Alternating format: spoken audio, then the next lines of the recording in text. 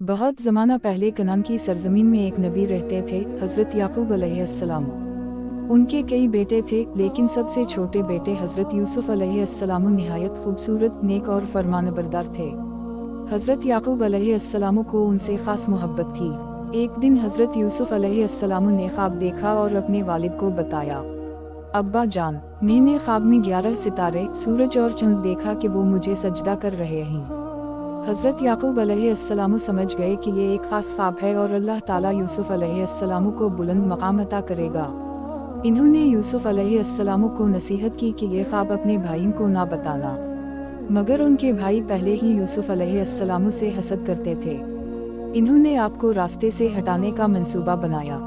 एक दिन इन्होंने अपने वालिद से कहा कि यूसुफ को हमारे साथ भेज दी, और जब ले गए तो यूसुफ अलैहिस्सलाम को एक गहरे कुएं में फेंक दिया और वापस आकर झूठ कहा कि यूसुफ को भेड़िया खा गया है।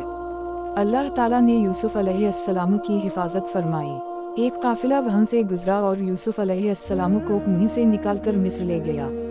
वहां आपको गुलाम बनाकर बेचा गया। यूसुफ अलैहिस्सलाम जवान हुए तो निहायत हसीन और बाइफाक थे। इन पर एक बहुत बड़ी आजमाइश आई, लेकिन आपने अल्लाह के डर से गुनाह से बचने की दुआ की। इस वाक़या की वजह से आपको जेल में डाल दिया गया। जेल में भी आप सब्र करते और कैदियों को अल्लाह की तवहीद समझाते। अल्लाह ने आपको ख्वाबों की तबीर देने का खास इल्म अता फरमाया था। एक दिन बादशाह ने ख्वाब देखा जिसे कोई ना समझा सका। यूसुफ अलैहिस्सलाम को बुलाया गया।